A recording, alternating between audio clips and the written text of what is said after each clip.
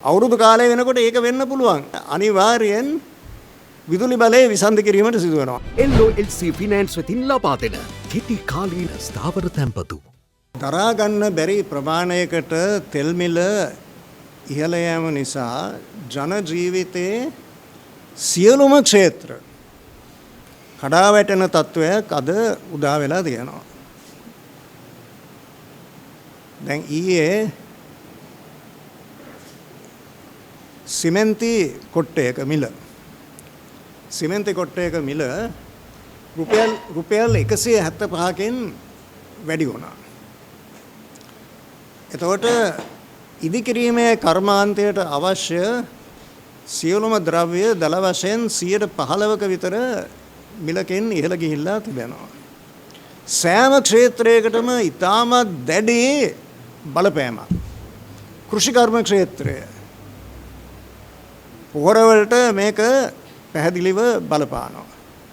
ප්‍රවාහන ක්ෂේත්‍රය, සංචාරක කර්මාන්ත ක්ෂේත්‍රය, මේ සියලුම ක්ෂේත්‍ර, ඒ කියන්නේ අපේ රටේ ජීවනෝපාය මාර්ග, රැකිරක්ෂා, මේ සියල්ලකටම අති විශාල අභියෝගයක් එල්ල වෙලා තිබෙනවා.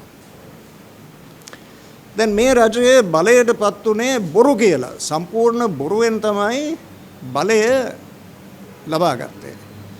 දැන් බලය රඳවා ගැනීමට උත්සාහ කරන්නේ සම්පූර්ණ බොරුවෙන්. මොකද්ද රජය කියන්නේ? අපි හොඳටම දන්නවා මේ රටේ ජනතාව පුදුම විදිහ දුකක් විඳින බව. අසමාන්‍ය පීඩනයකට ලක් වෙලා තිබෙන බව. හැබැයි අපි මොකද්ද කරන්නේ? මේ සියල්ලක්ම මැද පෙරදිග යුද්ධයෙන් ඇති වෙලා තිබෙන ප්‍රතිඵල. අපිට කිසිම පාලනයක් නැහැ. මේ දුර්විපාක අත්විඳීමට අපි හැමෝටම වෙන රටවල් වලටත් මේක තමයි ඇති වෙලා තිබෙන ඉරණම. මේක සම්පූර්ණ අසත්‍යයක්. මේ ජනතාව විඳින අසමාන්‍ය දුක පීඩනයට හේතුව යුද්ධය පමණක් නෙවෙයි. ආසන්න හේතුව තමයි රජයේ වංචාව හා කිසිම කළමනාකරණයක් නැති එක. මොකද්ද වංචාව? නැව් 10කින් ගෙනාපු ගල් අඟුරු ගුණාත්මක භාවයෙන් අඩුයි. බාල ගල් අඟුරු තමයි මේ රටට ගෙනල්ලා තියෙන්නේ, එක නැවකින් නෙවෙයි, නැව් 10කින්. දැන් රජය එකහෙලා පිළිගන්නවා මේ බාල ගල් අඟුරු තමයි කියලා ගෙනාවේ. ඒ පිළිබඳ කිසිම විවාදයක් නැහැ. ඒක අවිවාදයෙන් රජය පිළිගන්නවා. එතකොට දැන් මොකද්ද වෙලා තියෙන්නේ? ඒ පාඩුව පිරිමහන්න ඩීසල් පාවිච්චි කරන්න සිදු වෙලා තියෙනවා. ගල් අඟුරු බාල නිසා ඒක පියව ගන්න ඩීසල් පාවිච්චි කරන්න සිදු වෙලා තියෙනවා. ස්වල්ප ප්‍රමාණයක් නෙවෙයි, දවසකට ඩීසල් බැරල් ලක්ෂ 8ක් පාවිච්චි කිරීමට සිදු වෙලා තියෙනවා. ඒකට කොච්චර මුදලක් වියදම් වෙනවද? කාගේ සල්ලිද මේ? අතිවිශාල මුදලක් ඒ ඩීසල් සඳහා වියදම් කිරීමට සිදු වෙලා තියෙනවා. මොකද්ද හේතුව? එකම හේතුව මේ ප්‍රෝඩාව.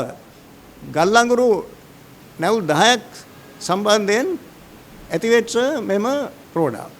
එතකොට ඒක කෙලින්ම බලපානවා විදුලි බල කප්පාදුවට. දැන් khනිජ තෙල් සංස්ථාවේ සභාපතිතුමා කියනවා නැෆ්තා නැහැ, ෆර්නස් ඔයිල් හිඟයක් තියෙනවා. ඒ හින්දා තෙල් පිරිපාදුව වසා දැමීමේ අවදානමක් තියෙනවා. අවුරුදු කාලය වෙනකොට ඒක වෙන්න පුළුවන්. ඒක වුණොත් කිසිම සැකයක් නැහැ. අනිවාර්යෙන් විදුලි බලය විසන්ධි කිරීමට සිදු වෙනවා. ඒ කියන්නේ විදුලි බලය කප්පාදුවක් අනිවාර්යෙන් සිදු වෙනවා. ආණ්ඩුව කොච්චර කිව්වත් එහෙම වෙන්නේ නැහැ කියලා අද විශ්වසනීය භාවයක් නැහැ. ආණ්ඩුව කියන කිසිම දෙයක් මිනිස්සු විශ්වාස කරන්නේ නැහැ. එතකොට මේ සියලුම ප්‍රශ්න ගැටලු වලට උල්පත තමයි රජයේ වංචාව. ඒකෙන් තමයි මේ සියලුම ප්‍රතිඵල ගලා එන්නේ. සෑම ක්ෂේත්‍රයකටම විසිරෙන්නේ ඒ ගල් අඟුරු වංචාවෙන් ජනිත වෙච්ච දුර්විපාක. මේවා එකිනෙකට ගැට ගහිලා තියෙනවා. එම නිසා මේ සියල්ලක්ම යුද්ධයේ ප්‍රතිඵල කියලා අතහොද ගන්න කිසිසේත් රජයට පුළුවන් කමක් නැහැ. රටට අවැසි